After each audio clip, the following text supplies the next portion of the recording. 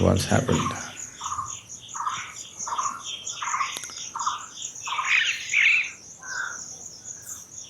Gautama the Buddha, you heard of him? Everybody heard of Gautama? So, Buddha is not his name is Gautama Siddhartha. He became a Buddha. So he is not the only Buddha in the world. There have been thousands of them and there still are. So Gautama was sitting in a large congregation of people one morning, an early morning, earlier than this, okay? A man arrived and stood there in the shadows. This man is a great devotee. He is a devotee of Rama. You heard of Rama? Not Rami, Rama.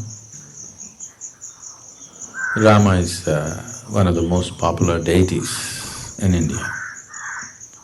If you do not already know this, in India we have 36 million gods and goddesses. It's a very rich country.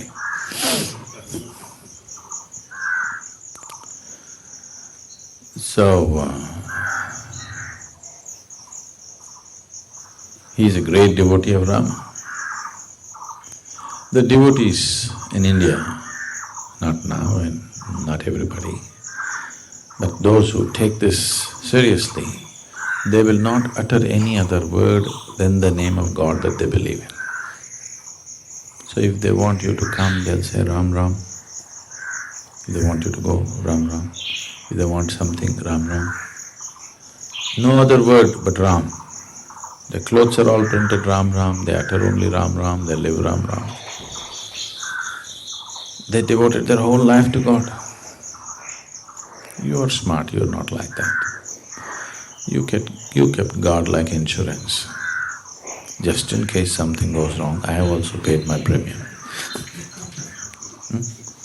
Everything that you need to do, you do it yourself. You kept God like insurance. You're smart. But this man invested his whole life in God, total. Age is passing away, little doubt has come. Are there people here who don't believe in God? Nobody? No leftists? No? Only one? Okay. What's your name? John. Only John? Nobody else?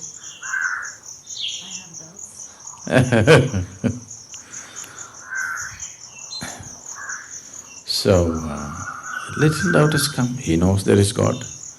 Just a little doubt. Suppose there is no God.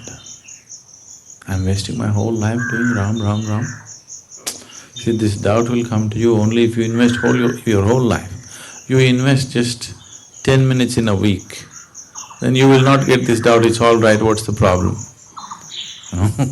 If you invest your life completely into God, then within 3 days doubt will come. Am I wasting my life just doing this? And there are other people who don't believe. See, look at this John, he doesn't believe. For him also sun comes up in the morning, for him also flowers blossom, from him also life happens. Looks like he's having a better time than me.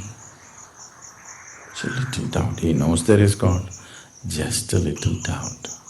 Now there is an enlightened being here, he wants to confirm. But after being a well-known devotee for a long time, because he did not just go to the temple, he built many temples. At this stage in his life, how to ask whether there is God or not now? So he came early morning, stood in the shadows there and asked this inevitable question, is there God? Gautama looked at the man and gave a clear, emphatic no. Here this large congregation of disciples, this has always been a struggle in their mind, is there God or no God, is there God or no God? Oof, one big relief. Whenever they ask such a question to Gautama, he just becomes silent, he doesn't say anything. For the first time he gave a clear answer, no God. Joy spread across the congregation. Just the struggle, is there God or no God, is over. The enlightened one has declared there is no God. The message spread across the town. Through the day, celebrations happened because just imagine the freedom of it. No God means nobody sitting up there keeping accounts of what you did and what you did not do to punish you, burn you in hell or do this or that. Life is completely yours. So through the day, celebrations happened. Everybody is in great joy. The evening, once again the congregation is sitting, another man came. He also standing in the shadows. This man is a Charvaka. Charvaka means, in India, there are groups of people who are known as Charvakas. These Charvakas are out and out materialists.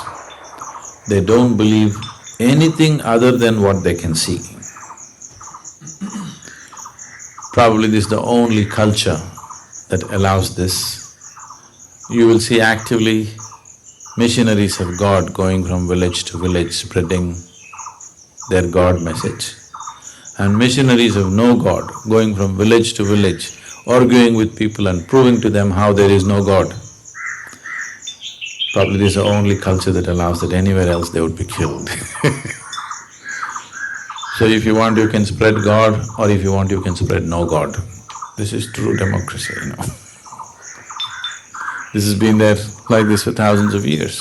People come and set up arguments in the village and they prove to you how there is no God. So this is an expert Charvaka. Whatever kind of believer you are, if you talk to him for 10 minutes, he'll prove to you no God. For thousands of people, he's proved no God, no God, no God. Age is passing, little doubt has come. Suppose there is God. When I go there, will he leave me?